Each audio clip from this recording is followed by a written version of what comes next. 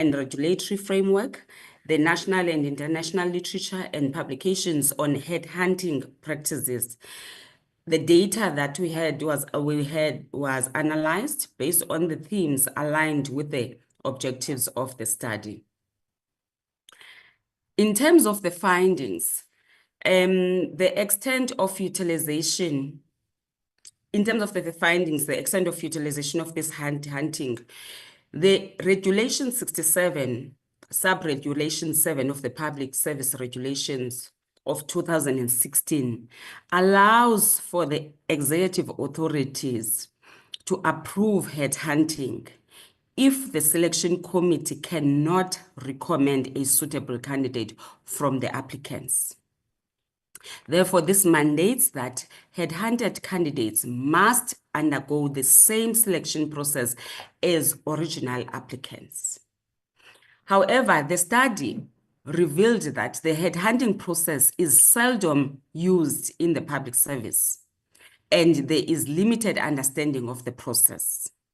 Where it is applied, there is a general compliance with prescripts, and headhunted candidates are sourced through recruitment agencies and other service providers, such as professional bodies and specialist development organizations who are experts in sourcing competent and qualified candidates on behalf of departments. The occupations that are normally subjected to and challenges experienced with headhunting, the following posts are challenging to fill using the normal recruitment and selection processes, thus prompting departments to engage in a headhunting process. That is your senior management services. Due to the advanced expertise and leadership skills required for these posts, the occupational specific dispensation, we call them OSDs, due to the highly specialized nature of occupation and the need to register with the professional body. Then the recruiting and retaining scarce technically skilled employees like your psychologist, your engineers, your quantity surveyor, etc. So these are the posts that are prone to go through headhunting process and are difficult to fill in the public service. Headhunting process can result in irregular appointment if the following challenges are experienced, which is your internal policies and prescripts. When they are ignored, that leads to irregular appointment. When appointed candidates do not have the requisite skills and qualifications, merit appointment is disregarded and nepotism is considered, and deviation from the initial advertisement or job specification is evident. So all these challenges, they amount to irregular appointment. So it becomes very important for the department to make sure that they are complying with their policies and prescripts, and the candidates that they have handed, they have the skills and the qualification, and merit appointment are considered, and no nepotism is allowed. However, the study found that headhunting appointments were mostly regular, with applicants possessing the requisite skills and qualification, contrary to the general perception. Because why is that? It's because the use of the specialized, the experts in sourcing competent and qualified candidates by departments helps the departments to be able to have people that have the qualifications that are needed and the skills that are needed. The benefits and disadvantage of headhunting process. The advantages, of course, of this process is that it serves as an alternative in recruiting executive with scarce skills when the traditional recruitment process fails.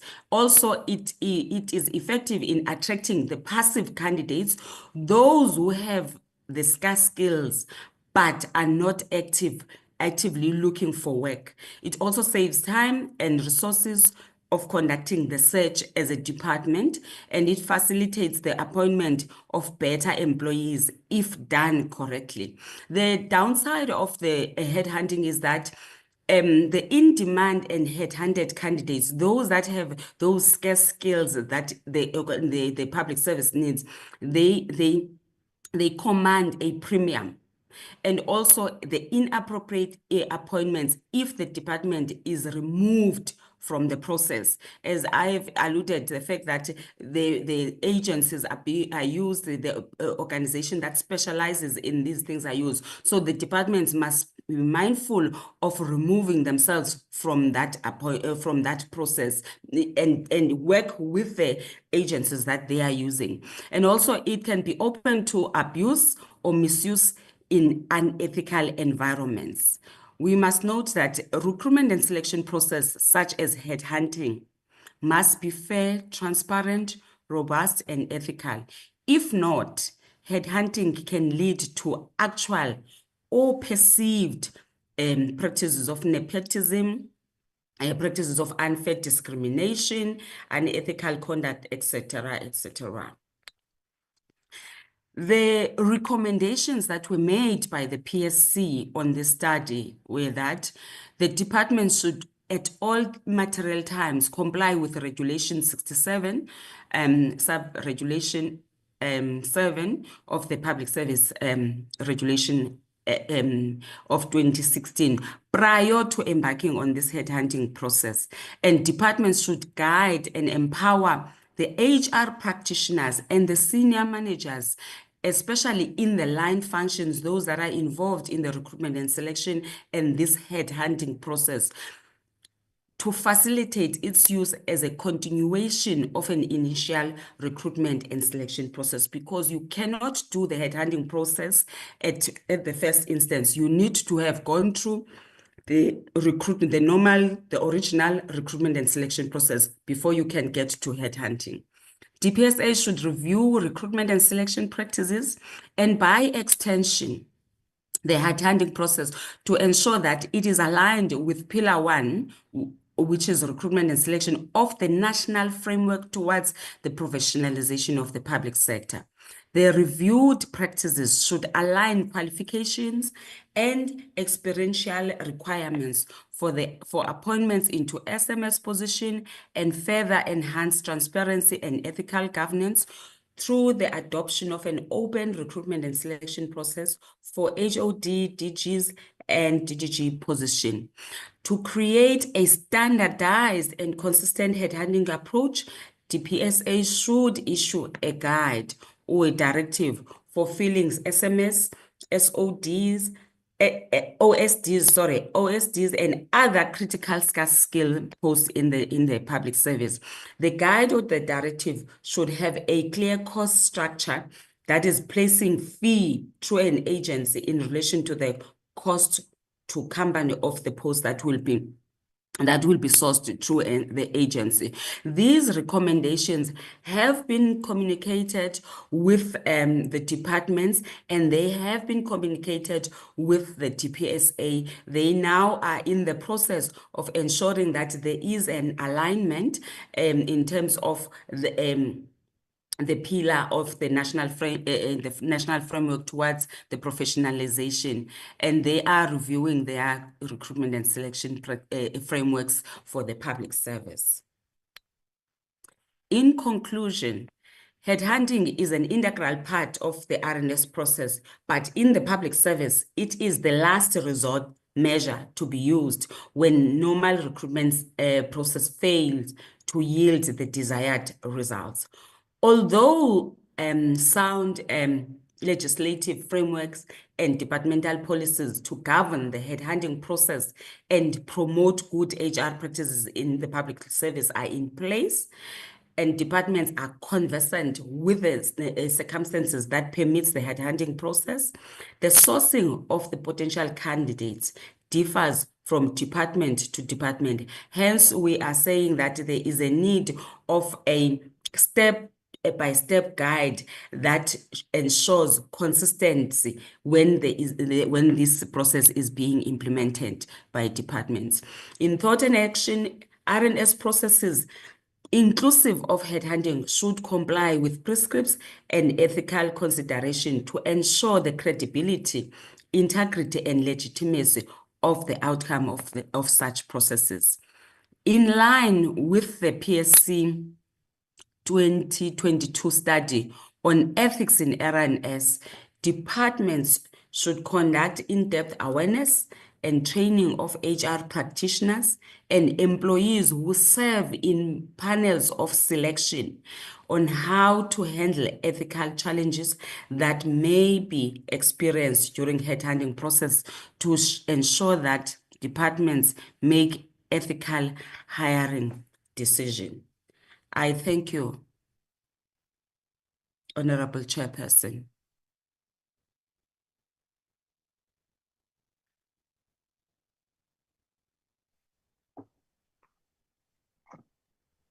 Thank you, Honorable Chair. That's our first presentation.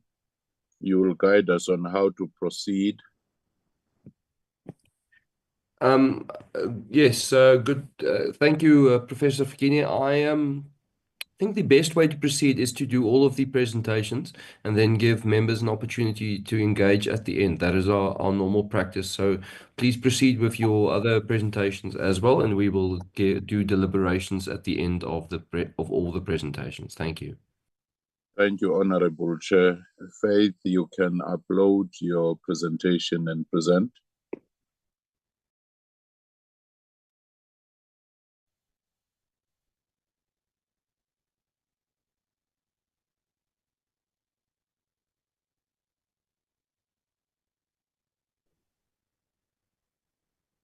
Whilst uploading, Faith, you could be greeting so that by the time the presentation is up, at least the greetings have been completed.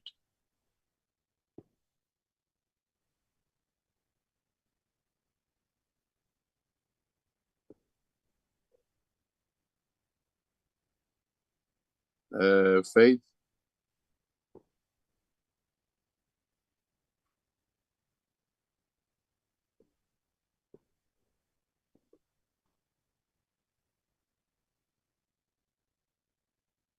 Sorry about that. If Faith is not in the platform, can someone designated take over? Good morning, Honorable Chair. Chairperson, good morning. Good morning. Good morning. Yes, I am using another gadget because the laptop is failing me. I hope I am audible. I will be able to proceed with the presentation. Okay. No, we can see the presentation on our side, and it seemed like we've all had some technological failures this morning. I was also struggling with my gadgets, so please proceed. We can see the presentation. Thank you very much, Honorable Chair. Good morning, honorable members, the Chairperson of the PSC, Commissioners of the PSC, the DG, and colleagues. I will be presenting on the complaints lodged with the PSC. I will try to be as succinct as possible. The first slide talks, I will be emphasizing on the types of complaints that we received, the performance of the 22-23-24 financial year, the current financial year, Q1 to Q3, how we handled the complaints, the impact and the capacity constraints. As background, we do reflect how we conduct our investigations through email and walk-ins. The chairperson of the PSC has also alluded to how we do investigations based on own initiatives. We are guided by the rules and guidelines which we developed so that we have a framework to work against. As we move now to the cases of alleged corruption that were reported to the NEC in the 2023-24 financial year, we have generated case reports. I need to say the number 1,551 is the case reports that we generated out of about 10,000 calls that were received. However, what we do is the calls that we can dispose of immediately, for example, where we don't have a mandate, we refer the complainants accordingly to the right institution. So the 1,551 are the ones where we generated reports and we have a mandate. We referred to departments and we analyze the feedback. In instances where the complaints relate to appointment irregularities and procurement irregularities, the PSC investigate such matters, and I'll talk to that later on. In the next slide, we reflect the cases of alleged corruption in the current financial year, first quarter, second quarter, third quarter, and we have 1,221 case reports. We note that we have a lot of cases that we received that involve public entities and followed by national departments. As we move to the next slide, here we reflect the 2024, my apologies, financial year. The statistics, we note that in August, we received the highest number, followed by January and June. December, as reflected, is usually where we do not receive the high influx because it's a short month. As we move to the next slide, which reflects the types of complaints, we note that we have the highest as social grant fraud. Yes, here we have noted that there is a lot of fraud that happens regarding social grant, and then we engage with the department, and then we assist in the investigations and any way we can. Then it's followed by service delivery complaints. The chairperson spoke about the matters where we cannot wait. These matters are, for example, your IDs, your birth certificates, your pension payouts. There we make sure that we are hands-on and we do not raise reports, rather provide the service immediately. And then we also have unethical behavior and identity document fraud, where we handle these matters with the Department of Home Affairs. On the next slide, we reflect the outcome of the cases that we received through the NEC. We note that in water and sanitation, there were disciplinary action taken against implicated officials, and the sanctions imposed range from final written warning to suspension without pay. And we also note in the correctional services, there were also disciplinary action taken against the implicated officials, and the sanctions in this regard ranged from 1 to 2 months suspension without pay. When we now focus to the analysis of complaints lodged in the 2023-24 financial year, we handled a total of 506 complaints. We finalized 400 and we carried over 106. I need to indicate that these complaints are complaints where we interview the complainants, we interview witnesses, we analyze documents that we have received, and then we come up with findings. We testify in disciplinary hearings in departments where we have advised that disciplinary action be taken. And in some instances, we are challenged in court, and we do go to court on such matters. The next slide, it just shows the complaints that were reported in the 23-24 financial year, and I have already spoken to it in the previous slide. When it comes to the total achievement for the 2023-24 financial year, our target was 85%.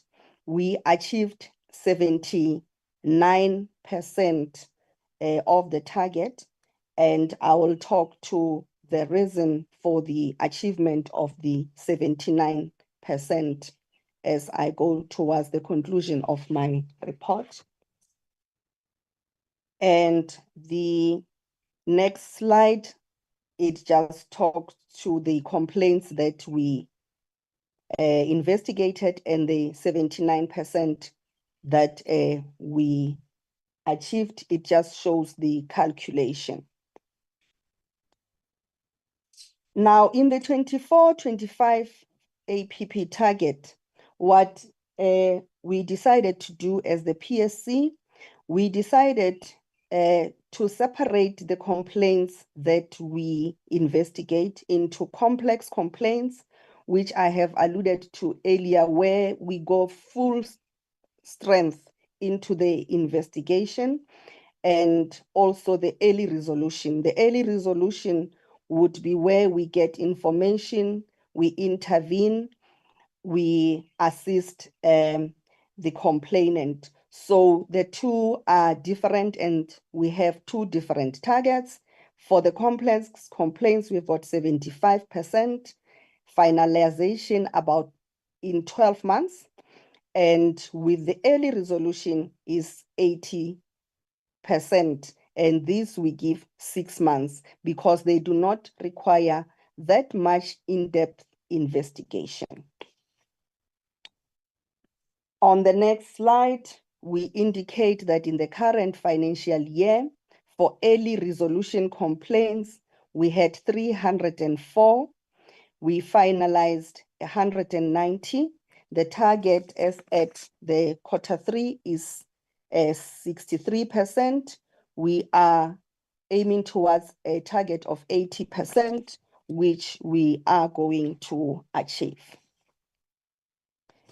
Moving to the next slide, this gives a high level of the early resolutions and rapid response complaints.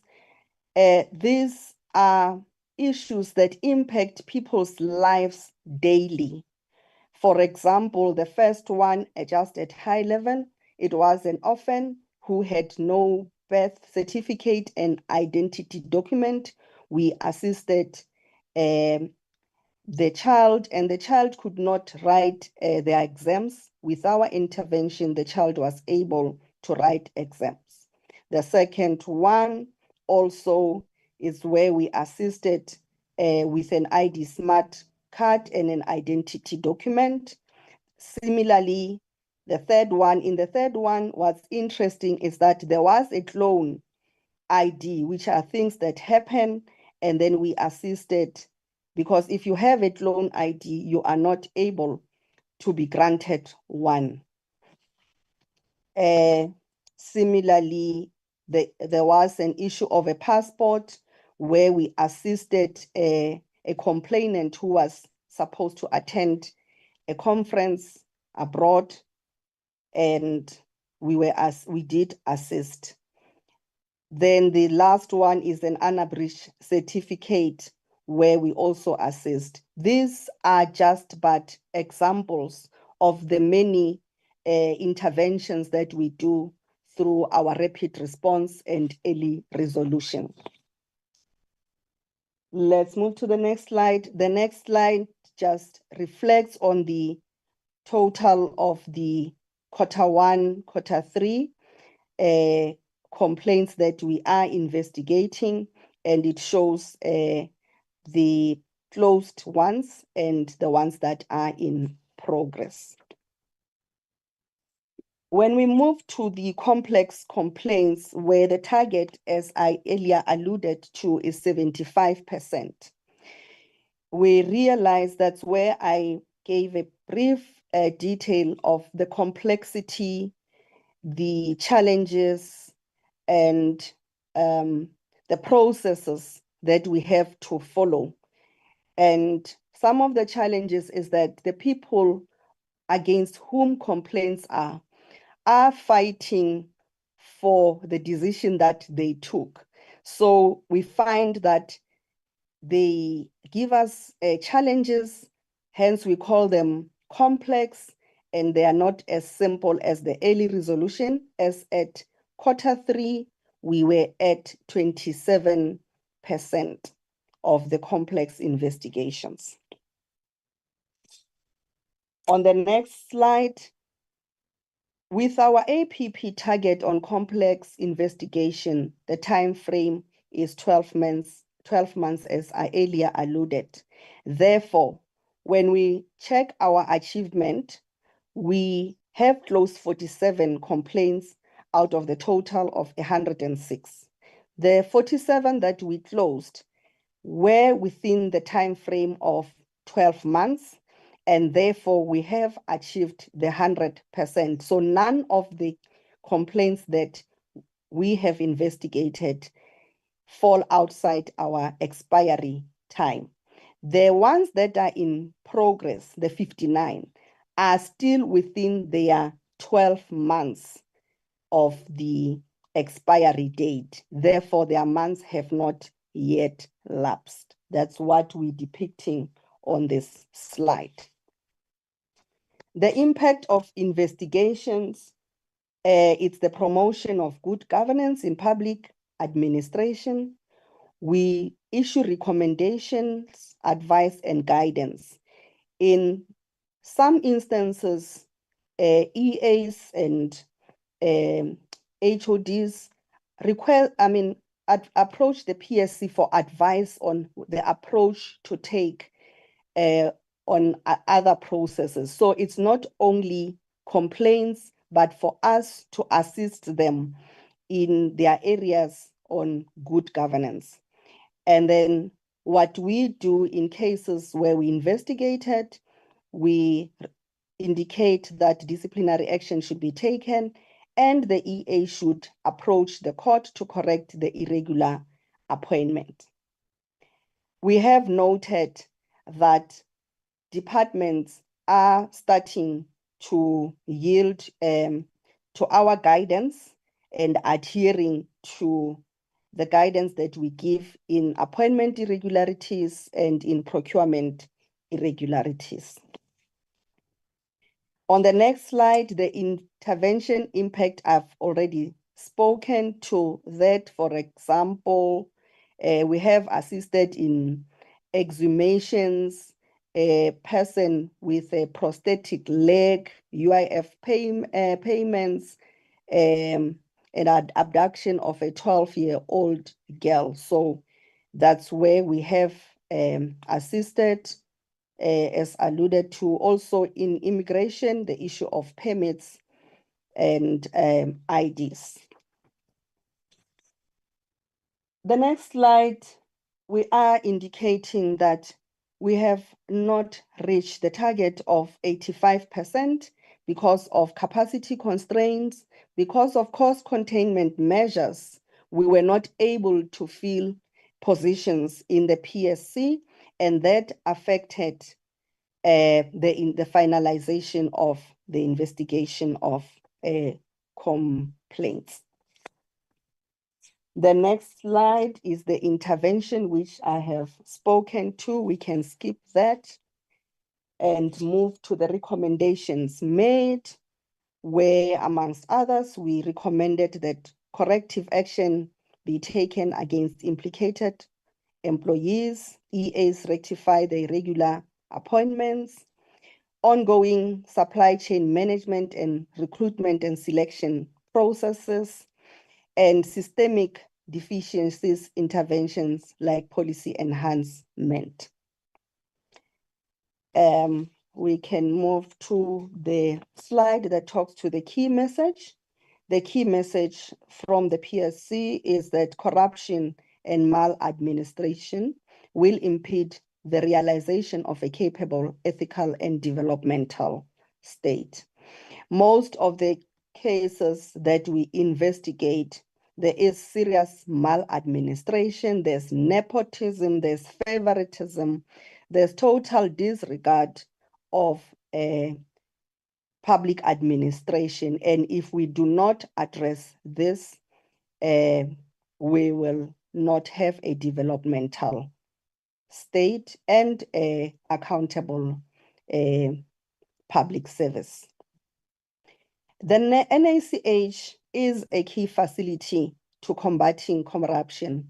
Most of the people that report through the NACH opt to remain anonymous because some of them, after they report, they are victimized. So it is a good tool because people are able to remain anonymous. However, they do disclose their contact detail to us, and we are able to contact them to finalize the investigations.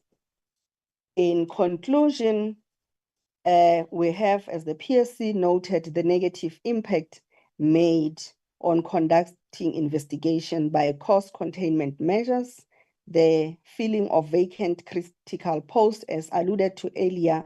We have quite a number of vacant posts, and traveling to go obtain the documentation, because one has to go collect the documentation themselves so that the evidence is not contaminated.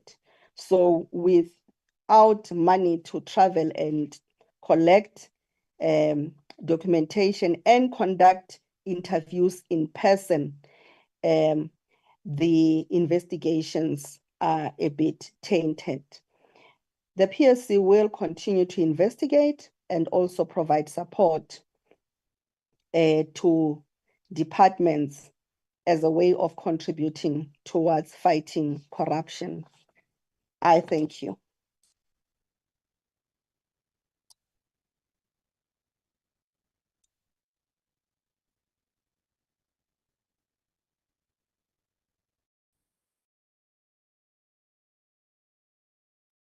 Thank you very much, Honorable Chairperson.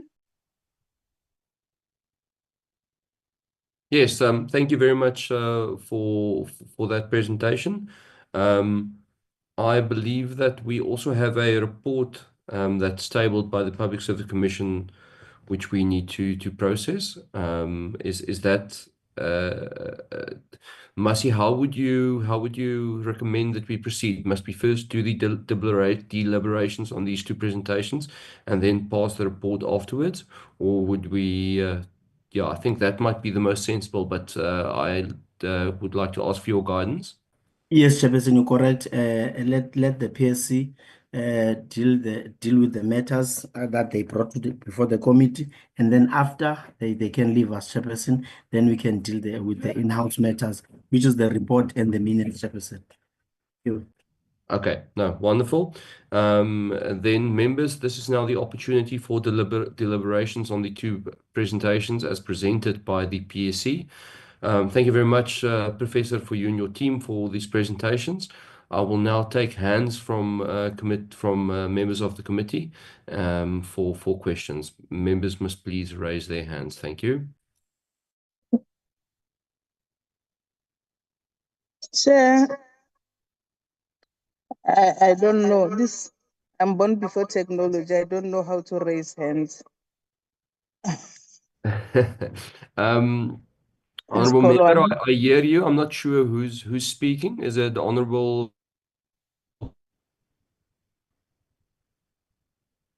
Chair? Yes, honorable member, apologies. I can't see which member. Identify yourself.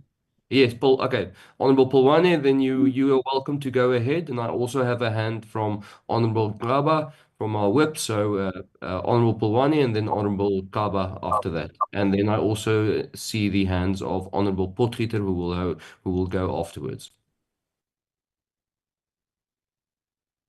Thanks very much. No, next time I'll be able to raise my hand. I'll learn. Chair, let me pass my greetings to you, members, the professor and your team. Chair, it's true, headhunting can cause the irregular appointment. As the first presentation mentioned. But my question is that I want to check or how many departments have used the headhunting and in which senior management position? And further, from which salary level is headhunting permissible? That's my question, Chair. Thanks. Thank you very much. Honorary Kaba, Whip, you are welcome to ask your question.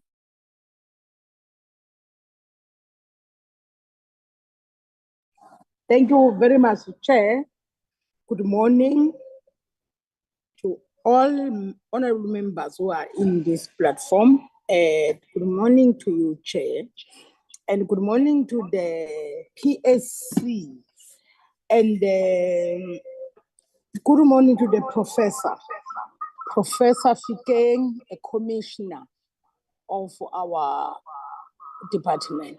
Can you close this? Honorable Chair, in this presentation, firstly, I was so happy when I saw the presentation talks about the Mahlangu family who was helped by our commission to get their smart card ID. Because, Chair, is the problem that we are sitting with in daily basis. Now I can see now this commission is working tirelessly and to help our people. I want to thank for that, the Mahlangu family. I also have a similar problem in my constituency.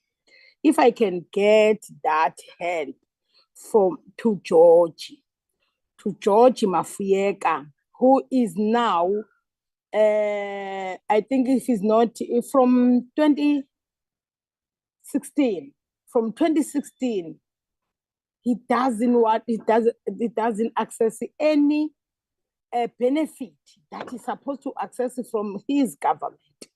And the worst part, Chair, he was chased out at work because they were saying he doesn't have an ID, but he was having an ID, but his ID is duplicated, Chair. I'll request the commissioner to help me on that. So, Chair, my question is that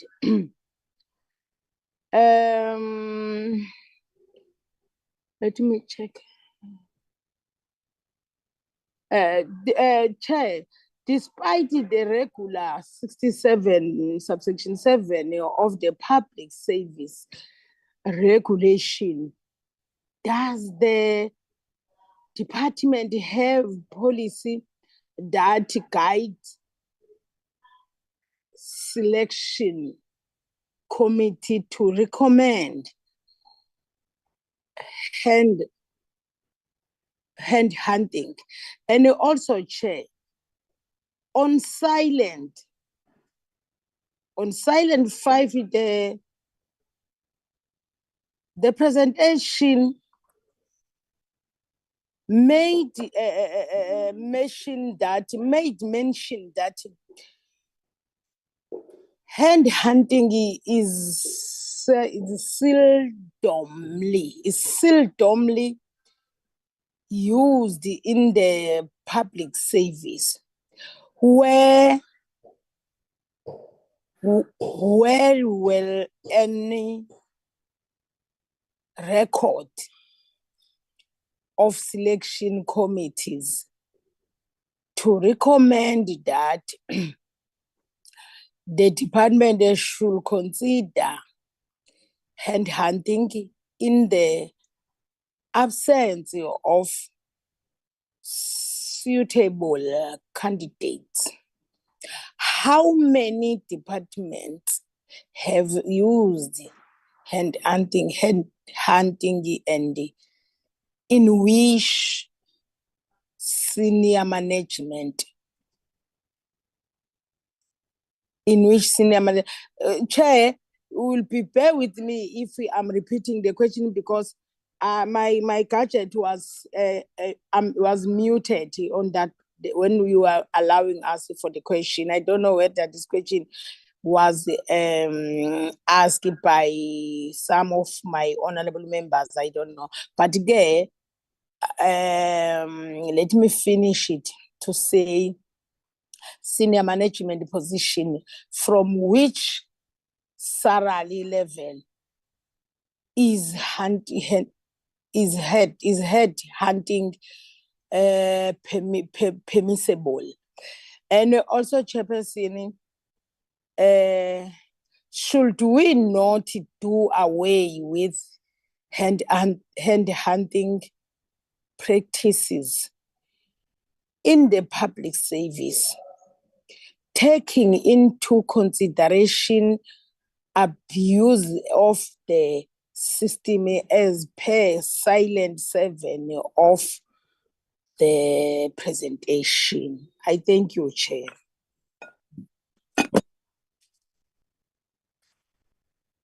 Thank you very much, Honourable Member, for those inputs. Honourable Potgieter, please proceed.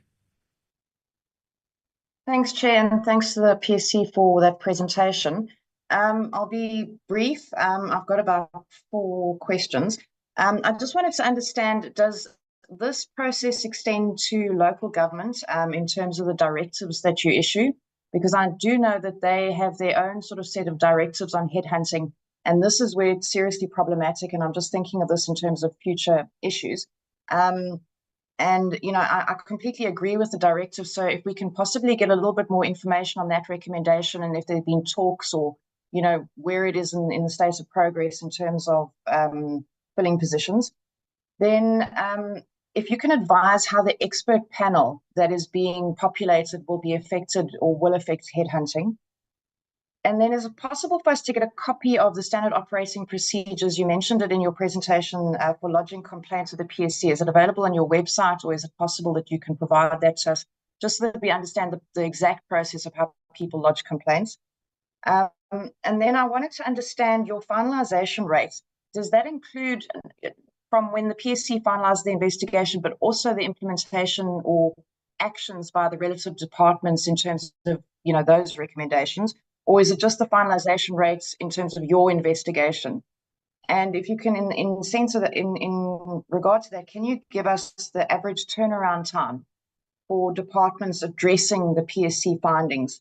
Sort of your percentage in terms of response or action, and the percentage in terms of, you know, non-responses or inaction. I understand if that's a bit technical and can only provide at a later stage, Chair, but if we can get that. And you mentioned the critical vacancies in the PSC with regards to investigators. Could we possibly get a better breakdown of that, and whether or not those are funded by or hampered by funding issues, or if you're in the process of filling those vacancies? Thanks, Chair.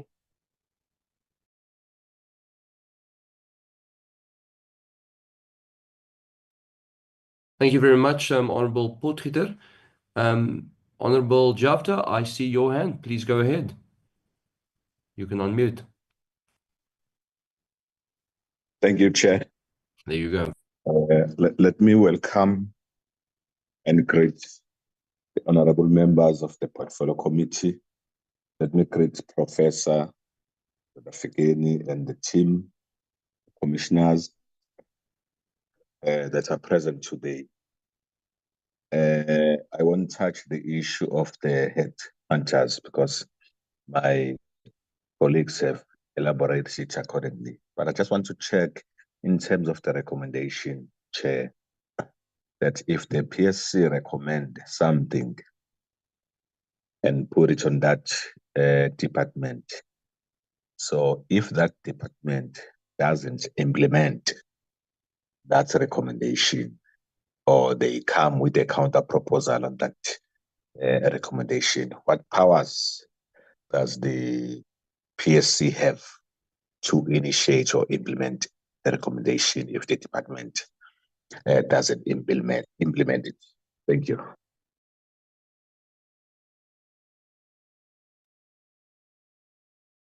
Thank you very much, Honourable Member. Members of the committee, is there anybody else who would like to deliberate or give some input before we give over to the PSC? Honourable Kaba, I see your hand. I don't know if it's still a legacy hand or if you have an additional comment. Oh, sorry, my chairperson is a legacy hand. Sorry. It's absolutely You no know, problem. I'm born before. Okay. No, 100%. You know, it's because our committee has so diligently always met physically that now this one virtual sitting that we've all forgotten how our gadgets work. But I prefer it this way. I think it's far preferable to do the physical meetings. But it is nice to have these hybrid meetings every once in a while, and we also then relearn how to use our gadgets. But with that, honourable members, thank you very much for those deliberations.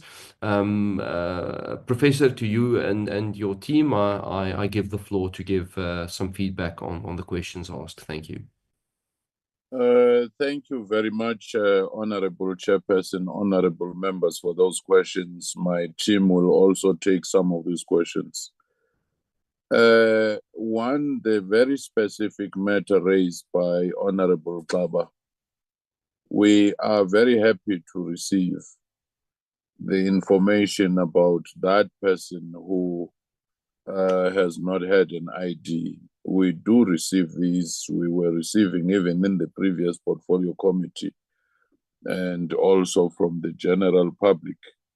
And we're happy to receive those and resolve them. Should we get the information by lunchtime, you can bet that our rapid response unit will have called the person before the end of the business day. Then we take it from there. We even take it to the minister concerned when we want these matters resolved. And I also want to say that headhunting has a context. If you have a department or an entity that has a record of clean governance, no issues, no corruption, it becomes credible to have headhunting. But if you have a department or an HR unit that is always embroiled in some dodgy, undertakings and doing wrong things, it would not be the most recommended because it creates a legitimacy crisis. Hence, it has a context, but our team will speak very specifically to that. On the matter raised by Honorable Jafta on the non-compliance with the recommendations, we have changed strategy somehow. One, the portfolio committee could assist as well as other portfolio committees, because when a department is not taking these matters up, they ought to have this as a standing matter. Even when the budget or any other policy issues, it should be, you have this hanging matter from the AG, you have this hanging matter from the PSC or from the Public Protector or Human Rights Commission. So that in itself will go a long way. We've now established mechanism of meeting with the ministers of the departments and giving them direct feedback, creating a relationship. And that, I think, has gone a long way to increase our implementation levels when we meet with the minister, when we meet with the director general, and say, this is the issue that has been raised, your department has not actually implemented. There was at times it so happened that because they might be busy or because officials below them did not pass some of these issues, simply drag their feet because they are interested parties or they are affected parties. Then the other issue, more recently, there is a case law which has said when an employee went to court to say, but PSC, we did not respond, we did the opposite, we ignored because it was merely a recommendation. The court came back, we will be able to share that particular judgment to say, no, if it's a constitutional body, it's not even an entity created by a legislation, you cannot ignore their recommendations without providing a logical, reasonable, grounds on why you have arrived at a different level. Can't just say, noted, I've received it. So that in itself, I think the case law created by that has actually been very helpful, just like a case law was created with the public protector, with other entities, with the AG, which subsequently firmed up their own muscle in dealing with some of the issues. So those are some of the issues that I will just take for now, but I will ask our officials or fellow commissioners to, come in here with the specific questions that have been raised. Thank you.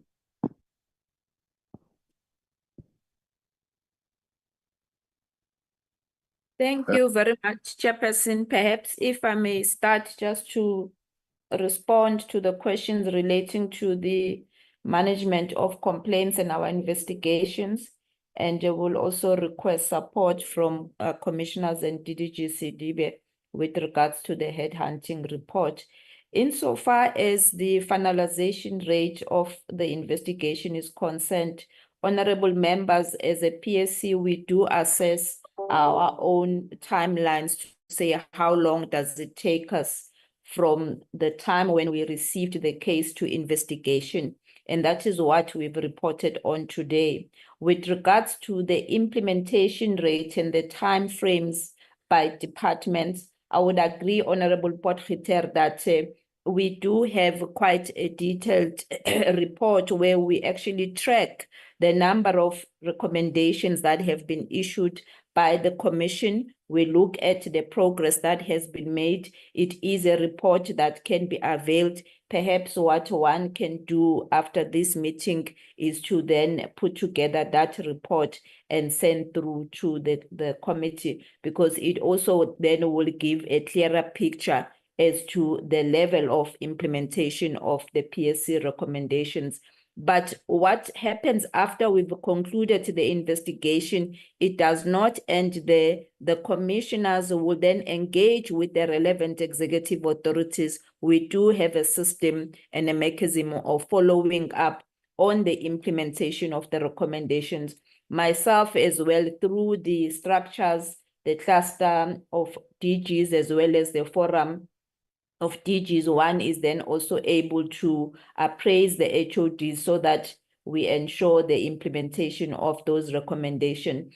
It does remain an area of concern for the Public Service Commission, but as the chairperson has said, we have seen not only jurisprudence developing from the courts about the binding nature of the PSC's recommendation, that it may not necessarily say in the Constitution that they are binding, but they cannot just be ignored. We also do, members look forward to the promulgation of the PSC bill, because that also gives us a bit of teeth to ensure that they are properly implemented. Then with regards to the procedure for investigation, yes, honorable members, through our website, we do have the rules that guide the process for investigations. And the commission is again in the process of reviewing not only those rules, but also refining the standard operating procedures. In fact, the meeting that the commissioners plan to have next week, one of those agenda items is the revision of not only the standard operating procedures, but the rules as well. It's important so that we also take care of the important work that is done under the rapid response unit.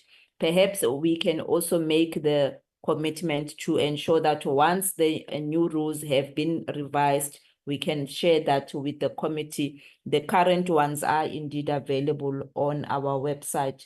And maybe, Chairperson, we can then request a DDG Sidibe team to assist with the questions on headhunting. Thank you very much.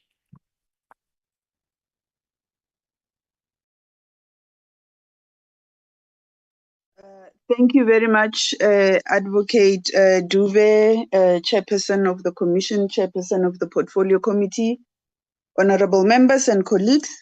I will address mainly two questions and request my colleague Amanda to assist with others. Let me start with the first question relating to how many departments use headhunting and for which posts. Members, in terms of the posts, let's indicate that the public service prescripts permit the use of headhunting largely at the senior management level, which is your salary level 13 upwards.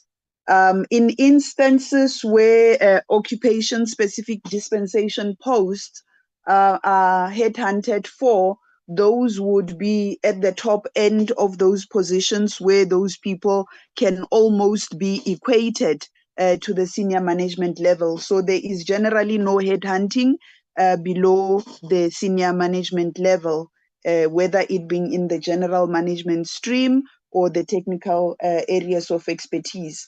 Now, how many departments use headhunting?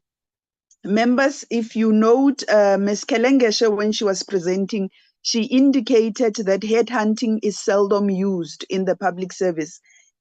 Whilst we requested information from all national and provincial departments, we received only 111 responses, which came from a total of 42 departments.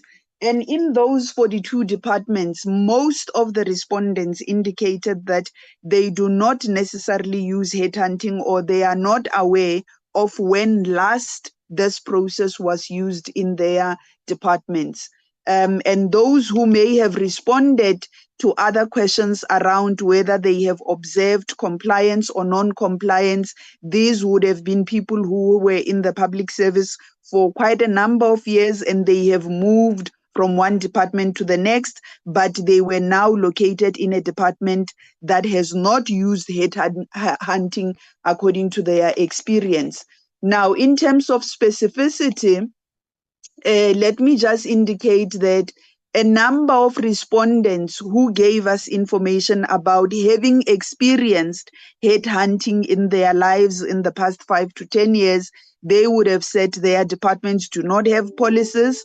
Departments simply place reliance on the regulations itself. But there were some departments respondents who clearly said, our departments have got a policy or a headhunting guideline. For an example, at the national level, we had positive responses on the existence of a guideline or policy from mineral resources and energy, from science and innovation, small business development, trade and industry. The rest of the other respondents from the various national departments that responded, they said we do not have a policy or a guideline in place. We rely on the headhunting process, but we have not used it in the recent years, which would have been 3 to 5 years according to the respondents. And the same applied at the provincial level. We largely did not have any department committing to having put in place a headhunting guideline or policy. They were simply relying on the practice itself. So the response rate is that low because departments generally do not use headhunting, and those that they do, it is not a yearly occurrence, as I have indicated. And then on the issue of are these prescripts on headhunting applicable to local government? Honorable members, we did not extend the study to local government because our mandate does not yet cover this space. However, we are aware that local government has got their own prescripts. And I think from the experiences of different commissioners and senior managers who have worked in local government, one would know that there are isolated instances of the use of headhunting even in local government because to a greater degree, some municipalities have adopted, although tailor-made to themselves, parts of the prescripts that are implemented in the public service space. But we hope that in the near future, as we would be embarking on some work in the local government space, we will look into that. But I think the experience of the commissioners and the senior managers, it's again that headhunting is used minimally in the local government spaces that some people have worked in, and it is also largely used at the senior management level and the lower ranks. Let me request my colleague Amanda to respond to the remaining questions. Thank you, Honorable Member. Thank you, DDG. I think you have covered the key questions, the 2 questions that I will be responding to. Should we not do away with headhunting to prevent abuse? I think looking at the reason why departments do the headhunting, I think it's covered on slide 6, honorable members, that the reason why that departments will end up doing the headhunting, it's because of the advanced expertise and leadership skills that are required for those senior management posts, and which they cannot get through the normal recruitment and selection process. And also the highly specialized nature of occupations and people that are needed to be registered with professional bodies, and the scarce technical skills that are needed. So it's not possible to really do away with it. Hence, the DPSA has made sure that they are regulating it. Hence, this presentation is also saying that DPSA should now have a step-by-step guide, which will then ensure the consistency in the implementation of the headhunting. But it's not possible to do away when we are looking for a certain caliber of senior managers, your turnaround strategy managers type of people. You need to be able to tap into the headhunting process to get such people into the public service. So that is the answer to that question. And the last question was talking to, will the expert panel affect headhunting? The expert panel will not affect headhunting negatively. Headhunting is a process. The panels are there to do the selection. So if the normal recruitment and selection process doesn't yield the expected outcomes of the competent and the right person for the position, even if there are expert panel in that, it will require a headhunting process to be followed thereafter. But the advantage of having that expert within the panel, they will also be able to see that in this pool of candidates that we are interacting with, we won't get the person that has the advanced expertise and in what we are looking for. So headhunting will happen, will continue, and that expert will still sit in the selection of the headhunted candidates. Thank you. Thank you very much, Honorable Chairperson. Perhaps if I can then also address the question on the vacancies that impact on our investigation. As we are sitting, honorable members, we have a vacancy rate of 12.6%, and the provinces, as well as our branch integrity and anti-corruption, are the ones that are impacted the most. We've got quite a large number of investigators positions that are vacant. As an office, we have put some measures in place, reorganizing. However, it has become quite evident that without any additional funding, the work of investigations is going to start being severely impacted. So that is really the biggest risk for the office for now, the increase in the vacancy rate, as we have reported in the last sitting of the committee. Thank you very much, Chairperson.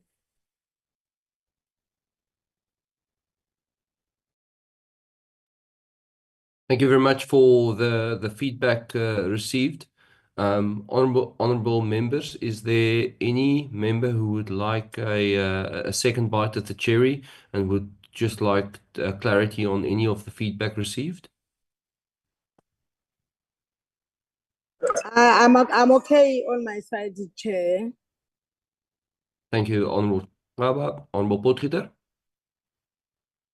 Thanks, Chair. Just to confirm, I think the Commissioner confirmed that he'd be able to provide us with that court judgment that refers to the implementation of recommendations. If we could receive that, I think we'd welcome it. And the detailed reports on implementation by departments would also be very welcome. Thank you. Thank you very much. I see the hand of Honorable Matutu. Honorable Matutu, please go ahead. Thank you, Chair. Greeting everyone. Chair, so far I'm covered with my colleagues. I want to just say something. I'm covered. Thank you. Thank you, Honorable Matutu. It's nice to see you this morning, and we acknowledge you in this committee. Honorable Jabta, I see your hand. Please go ahead. Thank you, Chair. Just want to double check that in terms of the complaints and the recommendation that the Commissioner dealt with it, that is related to the case law. Is it possible that,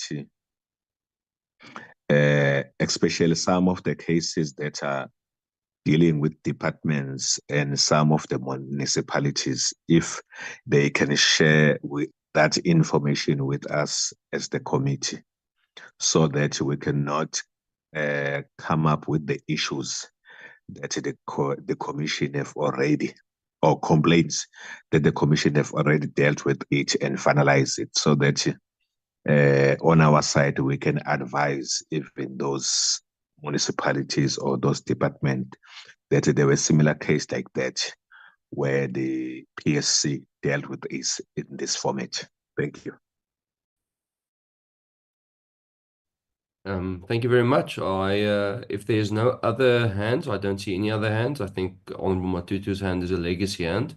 PSC, would you like to just make a remark on what was said by the Honorable Member?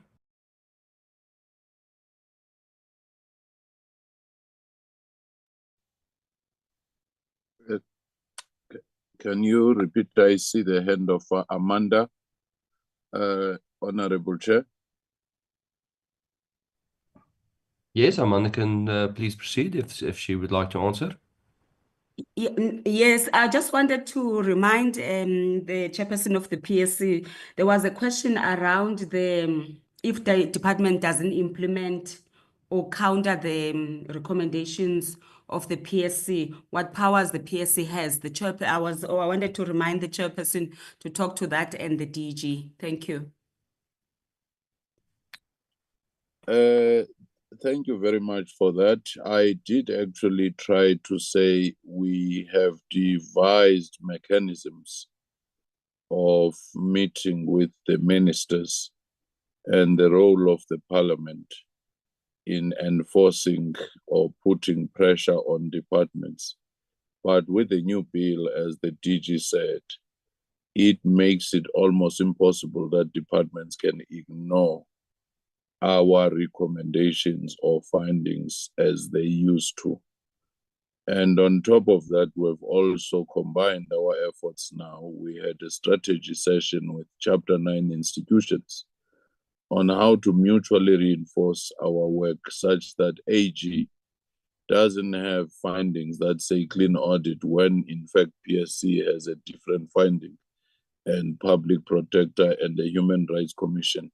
So we think that ecosystem is mutually reinforcing, because that's how the Constitution designed this. It designed it such that when a department ignores, Parliament will raise the issue. When it ignores, even other entities such as your AG will actually bring the issue to their attention. That combined assurance becomes very much important. But as of now, we do not have a legal standing to say we can force a department to do A, B, C, D, E.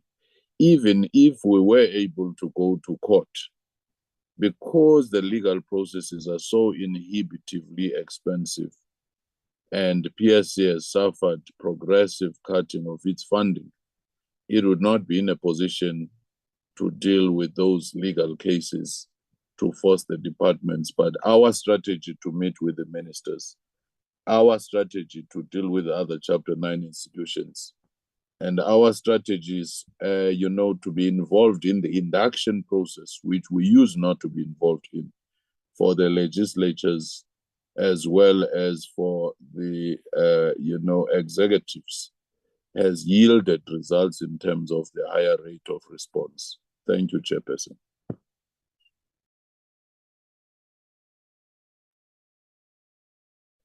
Thank you very much, Professor Fikine. With that, members, I think that brings us to the end of the deliberations and the feedback from the PSC. I think that we can then move ahead with our agenda.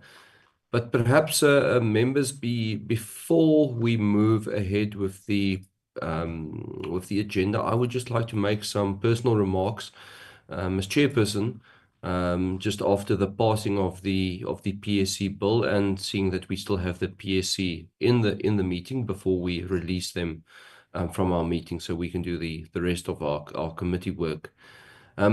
Members, from my side, I would just like to really congratulate all the members of this committee that we passed the PSC bill through our committee and through the National Assembly without a single objection. This, to me at least, is a clear sign that the building of a professional, merit-based and independent public service is a priority of not just this committee, but of Parliament itself and of all the parties in Parliament. And it really has been an honor to have worked with every single member of this committee to get the PSC bill passed through the National Assembly. We can only hope that our colleagues in the National Chamber of Provinces, in the NCOP, will work with the same urgency and diligent professionalism that we showed in the NA to get the bill processed through the NCOP. I'd just like to also thank the committee staff, Parliamentary Legal Services, and then, of course, especially the Public Service Commission, Professor, you and your whole team, for the support in the process. I think we can truly say that all of the stakeholders in the processing of the PSC bill for the same goal And I think we can be proud of the speed and the efficiency we used to get the bill passed. And that was not just the work of the members of the committee, but all stakeholders, Public Service Commission and the parliamentary support staff. So from my side as chairperson, I really would just like to acknowledge everybody and say thank you. Members, then just some additional comments while we also have the PSC with us in the meeting. During last Wednesday, the Finance Minister's speech, Minister Godongwana, he made a clear commitment that Treasury will commence with ghost audits to try and find ghost workers throughout the state, which is of course part of a drive to bring down the public the salary bill and bring down unnecessary expenses in the state. The existence of these ghosts, or if you will, tongue in cheek, Casper the unfriendly public service ghosts, they create big expense wastage in the public service wage bill, and it's most certainly a criminal racket that needs to be investigated. And the existence of these ghosts also work directly against the work of this government to establish a professional, merit-based and independent public service.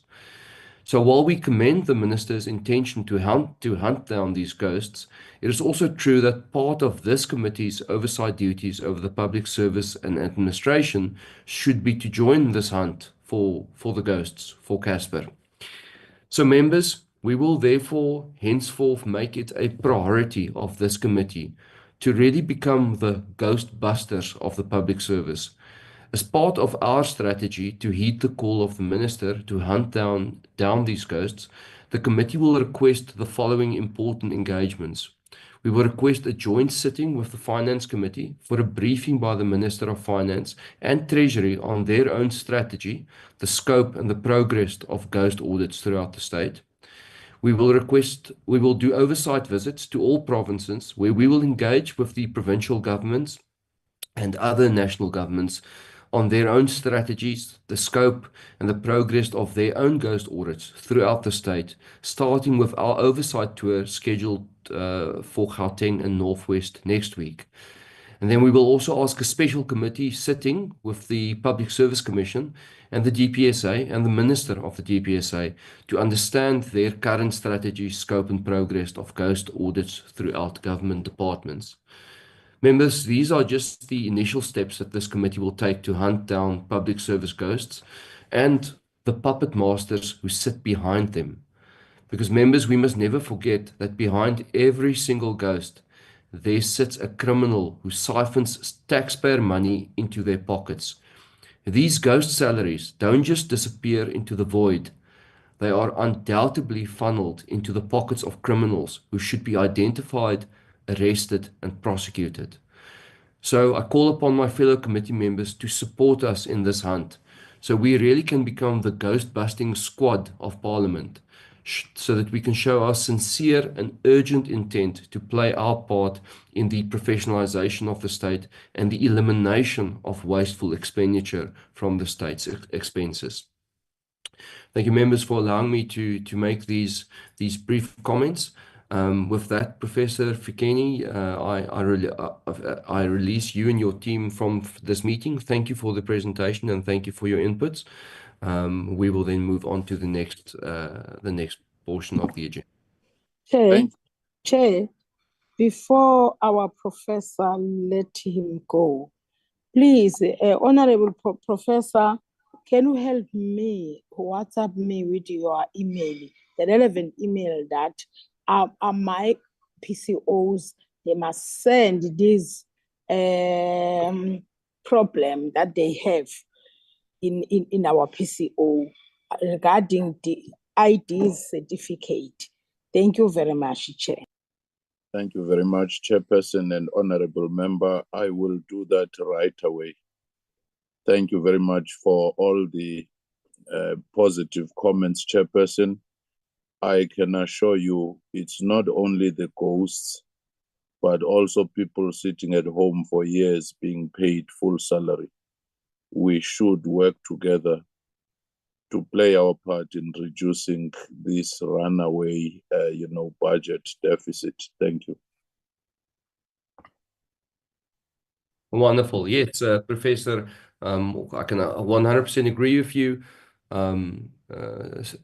Members of the public service with the state while they are employed by the state, members of the public service who draw SASSA grants while they are actually employed by the state, members of the public service who sit at home waiting for often years for disciplinary hearings, and members of the public service who just do not work the hours which they are supposed to, and where there is the lack of the necessary control measures to see if members of the public service are actually pitching up for work and doing the work and putting in the hours which they are contracted to do. So yes, lots of waste in the public service sector, and we look forward to engaging with your committee on how we can assist you in this important oversight duty to identify the waste, which ultimately works towards the goal of creating a more professional and merit-based and independent public service. So with that, Professor Fikini, I think it's we are on a positive wicket, and I hope you and your team have a very blessed long weekend. Please, you are excused from the meeting. Thank you. Bye-bye.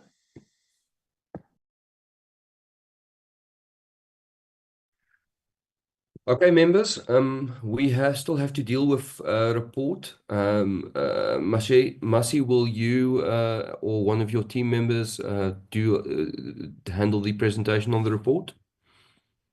Yes, thank you, Chair.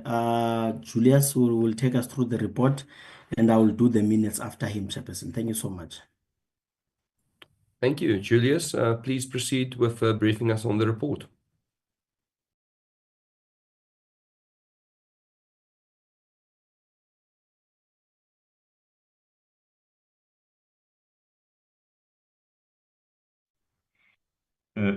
Thank you, Chairperson, and good morning, Honorable Chairperson and honorable members. Let me load the report so that we can talk from the report. This report is the report that emanates from the joint sitting that the committee held last week. Okay, I don't know if the report is showing on the screen, Chair. If you may confirm that. Yes, Julius, thank you very much. We can see the report. You can perhaps just zoom in a little bit. At least on my side, it's a little bit small. So if you can just zoom in on there we go. Perfect. Thank you. Okay. Yeah, no, thanks, Chairperson. Just before I can take the members through the report, this report was sent last week, honorable members, after the deliberations. I think it was sent on Thursday, if not Friday. And the very same report, because this was a joint meeting, this report emanates from the joint meeting that both committees held last week, Wednesday. So we have developed a sort of the first report that we should account back to the Speaker with regard to the developments on this particular petition, of which is not the final report, honorable members, because there were resolutions that were taken. I'll go through those resolutions at the end, and then just to also indicate that, Chair, this report, because it's just only a two-page report, we have requested our colleagues from the Standing Committee on Finance to table the same report, having agreed, is the same report, having agreed that we will individually approve this report from our different committees rather than calling a joint meeting for just a report that consists of only two-page. We know the importance of, and I mean, we know very well that this report is critical, but we thought that it would be better in this way because this is just a first report, and it has got no lot of information around the finalization of the petition, but it's just to indicate to the Speaker that this is how far we went in terms of the processing of the petition. So on page 1, Chairperson, is just to highlight the purpose. I won't read the purpose. I believe members have gone through the report that we are providing the Speaker, the Speaker of the National Assembly, with an update. So with here on the background, if there's anything, members will shout on paragraphs, but I'll just touch on the background without reading everything. We are just indicating that we got this referral during the 6th Parliament, and then it was referred, and then the same committee, our committee, when I'm saying the same committee, our committee did met, I think last year, that was somewhere October or if not September, where we dealt on this particular matter, and then there was a decision that were taken on that specific date, where the committee decided that we need to have a joint meeting with the Standing Committee on Finance. And then on the 11th of March, of which it was last week, both committees met and together with the petitioners to process or to listen to all the parties with regard to the developments regarding the petition. And then one of the issues that were raised by the pension redress movement, they disputed the process as members they heard from the petitioners, and then they said there was a lack of consultation and exclusivity in the decision-making process, as much as the government pension administration agency and then GPEF they've reported the progress. But then this movement, they believe that they were supposed to be part of the national tax team, of which they were not part of. So then the members made the recommendation based on what was presented. I will just go through each and every recommendation because this is where the gist of the meeting of last week. Well, we didn't cover each and every comments from individual members, but then just to summarize the key issues that the joint committee agreed on. So with regards to the first one, we are saying that, it is recommended that the Speaker of the National Assembly take note of the update from the joint committee meeting of the Portfolio Committee on Public Service and Administration and the Standing Committee on Finance, which resolved to 3.1 to provide an opportunity for the relevant government departments, which is DPSA and National Treasury, and the entities and the leaders of the pension redress movement to collaborate in accurately verifying and auditing the records of affected pensioners to facilitate the finalization of the matter. And 3.2, the joint committee also proposed that they must ensure the establishment of a fair and transparent procedure for pension payouts to all qualifying members. If members recall that the leaders of the pension redress, they were worried about that the process was not fair and transparent. Hence, then the committee requested that they should go and verify and audit and collaborate on the records of those that are affected. So it was one of the resolutions that was taken. And 3.3, therefore, then the joint committee further said they should require it requires a comprehensive report on the developments related to the pensioners' petition to be presented to the joint committee within 3 months. So within 3 months, I think they both pension redress and the government has been given these 3 months to go rework and come back to this joint committee, meaning within these 3 months, we would have to schedule another meeting, even if they've been given 3 months, so we'd have to schedule another joint committee meeting with the Standing Committee on Finance to receive a much more improved report as per the government and the redress. Maybe there will be some consensus with regard to the transparent procedure for the pension payouts for all qualifying members. And 3.4, Then the joint committee will submit a further report to the speaker once this process has been finalized. It's just to qualify that after we have received the comprehensive report on the developments related to the pension petition, then we will then submit the final report to the speaker, because the joint committee will be having all the information before it to finalize the petition. So this is the report for the joint committee chairperson. We are requesting members to adopt it. Then we'll check with our colleagues from there. If then both report are adopted, then we are going to ATC the report. Thanks, Chairperson.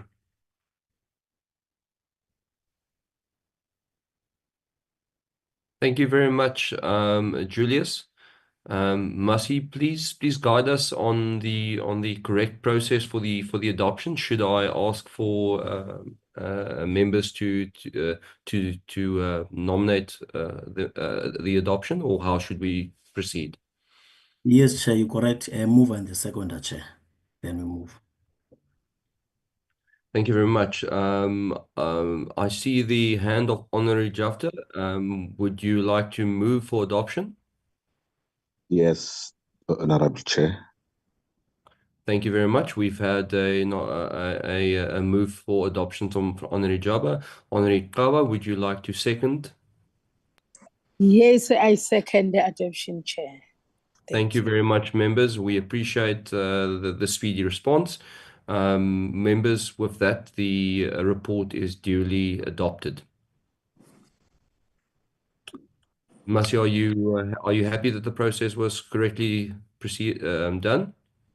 Yes, Chairperson, I'm very happy, Chair. At least the speaker will be informed of the process of the committee thus far with regards to the referral that they brought before the attention of the committee, Chair. Thank you, Chairperson. Okay. And then, Masi, I believe that we still have minutes to adopt as a last point on the agenda.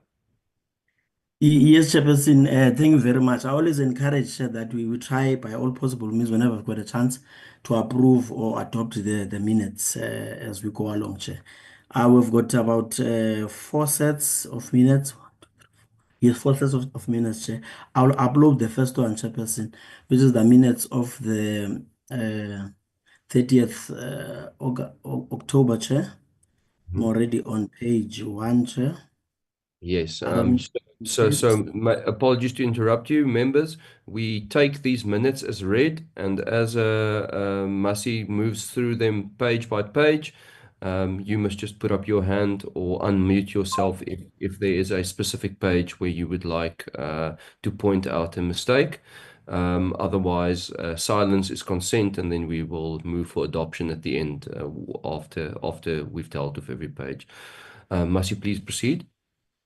Thank you, Chair. I'm on page 1. These are the minutes of the 30th of October, Chair. We were busy with the bill.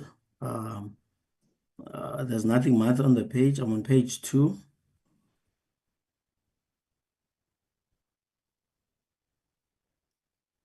They were briefing by the content advisor and the researcher. The day. That was page 2. Page 3. I'm moving on page 4, Chairperson. Those are the minutes, Chair, of 30th October, Chair. Thank you very much, Masi. Members, can I please see a nomination for the adoption of the minutes? Yes, Chair. It's Mama Upriti Kabanjaba. I move for the adoption of the minutes. Thank you, Honourable Member. Can we please have a seconder?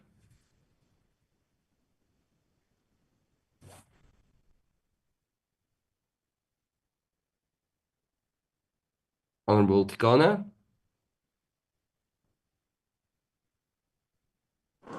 Thanks, Chair. Good morning, honorable members. I second the minister. Thank you. Thank you very much. Minutes have been adopted. Masi, please proceed to the next set of minutes. These are the minutes of the 6th of November, Chair. We brought in the SACE, the unit, to give us an understanding of the bill, Chair, on the day. I'm on page 1, and we also dealt with public hearings on the day, Chair. I'm on page 2. I'm on page 3, Chair.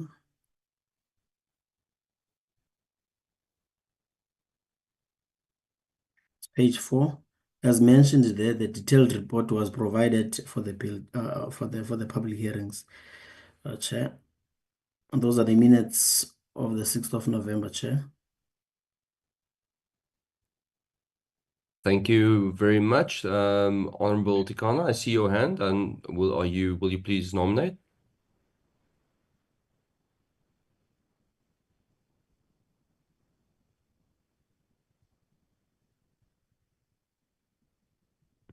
Honorable Kaba, would you like to move for the adoption?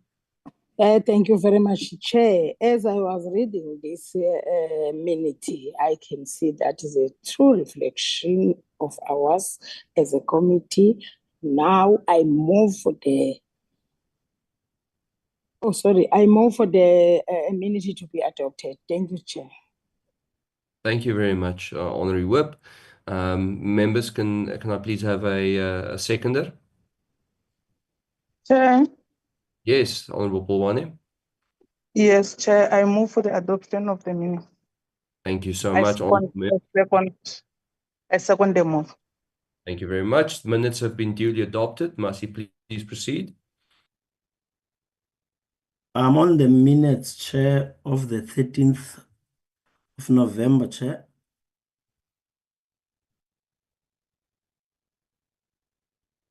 Also, we were still dealing with the bill, Chair.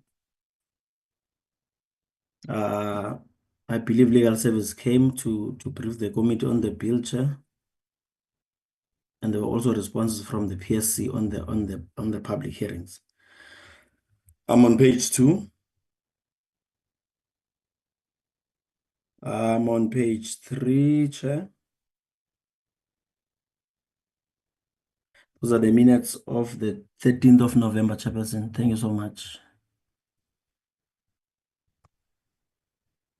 Thank you very much. Honorable Ndamase, can I see your hand? Thank you very much, Chair. Good morning to the meeting. I move for the adoption of the minutes. Thank you. Thank you very much, Honorable Ndamase. Can I please have a seconder? Honorable Kaba. Thank you very much, Chair. I second the move. Thank you. Wonderful. Thank you, members, for being so cooperative. I appreciate it.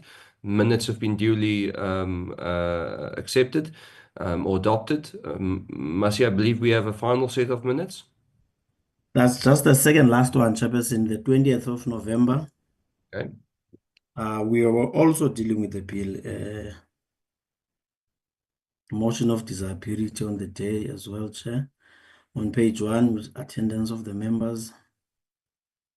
Page 2.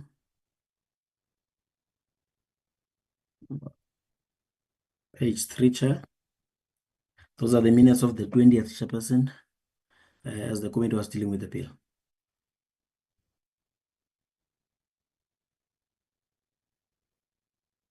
Thank you very much. Honorable can I please ask for a nomination from the floor, honorable members? Honorable Kaba. Thank you very much, Chair. I move for the adoption of this minute. Thank you. Noted. Thank you very much. Can I please have a seconder?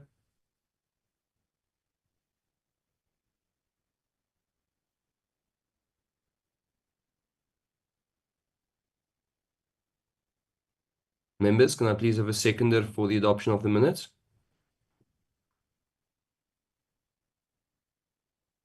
Honorable Polwane. Yes, Chair. Second the adoption of the minutes. Thanks. Thank you kindly. Appreciate it. Minutes has been duly adopted. Masi, can we please proceed to the last set of minutes? Yes, sir. These are the minutes of the 22nd of November, Chair. The last ones for today. I'm on page 1.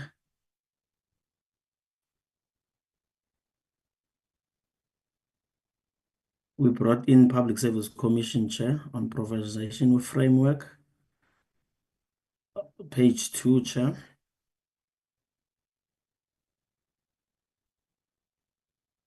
Page 3.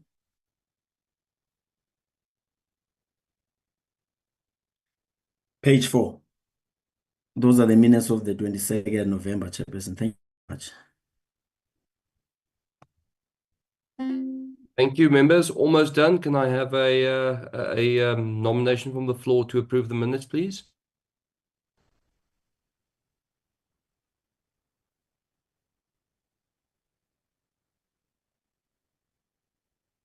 Honorable Polwane. Yes, Chair, I move for the adoption of the minutes. Thank you so much. Can I have a seconder, please, for the adoption of the minutes? Honorable Kaba. Yes, Chairperson, I second the mover. Thank you. Wonderful. Thank you very much, members, for your cooperation. I appreciate it. Masi, are we finished with the minutes? Yes, we are done, Chairperson, with the minutes. Okay. Members, then just one last small item on our agenda today. Mr. Biela, our committee researcher, is going on retirement at the end of this month. And I would just really like to, on behalf of this committee, wish him well in his retirement. I hope he doesn't think about us too often, that he really enjoys his retirement. Mr. Biela, it has really been a pleasure to work with you.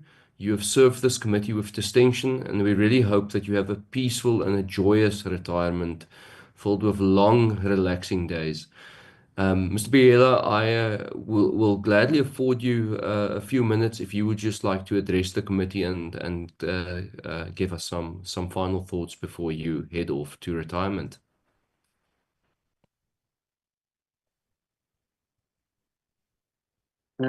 Good morning, Chair and colleagues and honorable members. Yes, it's a bittersweet moment for me because Chair, can we also see the face, if he doesn't mind? yes, I don't mind. I was trying to focus, but I can't see my face. Yeah, I don't know how. I think, Mr. Biela, it's that it's the camera, and there's a thing that you hide the camera. On the camera, if you click on the right side, and then the camera will open. Oh, on the right side, Green. yeah. On the Oh, okay.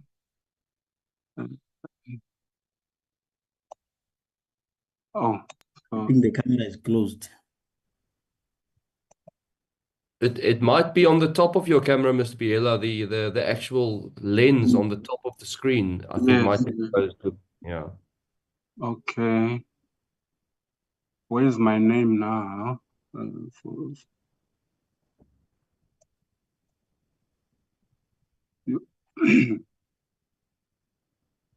Yeah, I'm struggling now. Mr. Biela, is it not perhaps physically not so on the top of your screen there where the camera would be, there's like a plastic lid that will be closed over the camera. You must maybe slide it open. I'm not sure if that's the case. Yeah, sorry, Chair, but I believe that we cannot delay the process because of the camera, Chair. Let's just give thank you, Justin. Let's just give Mr. Biela 30 seconds to just see if he can't sort it out. Otherwise, we proceed without the camera. Not an issue. Yeah. Thank you, Chair, and thank you, honorable members. I'm failing to. Yeah. Let me just say it's a bittersweet moment for me.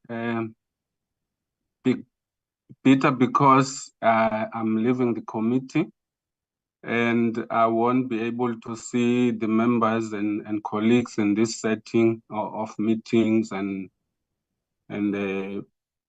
oversight tours. We might meet maybe at the airports or on the road or anywhere within the country. But in this setting, it's the last time for us to meet. Members would realize that they have not seen me this year. It's because I had an accident. It's still difficult for me to move around. Even to get into and out of the car is still an issue. So I was not able to see the members since the beginning of this year. But sweet, because I'm retiring, as the chair has alluded to. I hope that it will be a good time for me.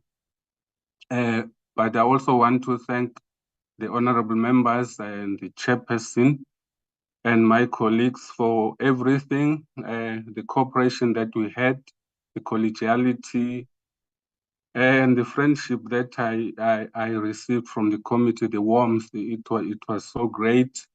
It was a good group, a friendly group of the members and also my colleagues.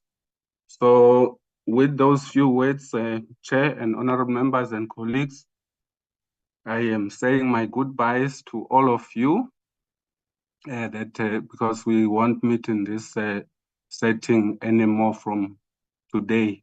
Thank you for everything that you did for me. Yeah, I really want to thank all of you. Thank you very much. Thank you, Mr. Biela. We really hope you have a full and speedy recovery after your accident, and that your retirement will just help you get that extra sense of relaxation that you need for the healing process. Members, we are eternally grateful for the excellent support staff we have. Members like Mr. Biela make our work run smoothly. Honorable Gaba, I see your hand. Yes, Chair. Also, I was want to say, indeed, Mr. Biela, he worked with us with a good heart. But I'm so sorry about the accident, Mr. Biela. But God knows, you must sit well with your children, your family. Don't remember us a lot because you won't be okay with your with your injury in your accident. But I'm so sorry about the accident. Go well, my brother. Thank you. Thank you, honorable member. Thank you very much, members and Honorable Kaba. I think if there are no more hands, we can move to close the meeting. Thank you everybody for the attendance, and I look forward sorry, apologies. I just want to say we will advise members if we receive final approval for the study tour next week. It has been a little bit of a administrative nightmare, but we are expecting to hopefully get our approval today, and then we will give members final dates and the final program. With that, members, I hope you have a blessed day, and I will probably see most of you. I can just sneak in one more, Chair, one last thing, Chair. Yes, please, Masi. That, Chair, when we get the approval, and hopefully today, that we will request to have a virtual meeting of this nature, Chair. Perhaps tomorrow we will engage with you and you would advise us of a perfect time, probably in the afternoon, Chair, or in the evening, where the secretariat, which is the staff, will advise members on the itinerary and logistics around the oversight. Once that approval is given, then we're able to do that meeting to give an understanding of the logistics to members, and we'll take it from there, Chair. Thank you so much, Chairperson. Thank you very much. I think most members will probably be traveling tomorrow to get back to their homes, as it is the start of a long weekend on Friday. So I think it would probably be better if we scheduled the meeting for late afternoon, so that all members have had an opportunity to just reach their homes and settle down. So let's provisionally schedule it for 4 o'clock tomorrow afternoon, if there are no objections from any members. Honorable Potgieter. Thanks, Chair. I have an engagement between 3 and 6 tomorrow afternoon, but I'll try and log on. Thanks. Okay. No, great. Okay. No. So then we will provisionally schedule it for. Is there someone else? And Chair, Yes. from me again, I'll be driving at 4 o'clock. I'll be still on the way. I'll log in, but I'll busy driving. Okay. No problem. From here to from If- Joburg to Limpopo is about 5 hours. Shame on, remember. That sounds very tiring. Members, perhaps we should move it to 6 o'clock in the evening. Then everybody's had an opportunity to settle down, and we will try and keep the meeting as quick as possible. It's just it is important that we just communicate to members about the logistics of next week. Would there be any objections to if we have a provisional meeting tomorrow evening at 6 o'clock? Okay, I don't see any objections. So, Masi, let's schedule a Zoom session for tomorrow evening, 6 o'clock, where we will communicate the final logistics of the oversight tour. Great. Thank you, members. With that, I excuse all of you, and I will see you in the sitting later, and I hope you have a wonderful day. Thank you very much. This meeting is adjourned. Thank you very much, Chairperson.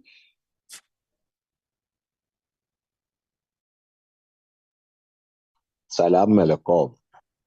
Bye. Bye-bye. Recording stopped.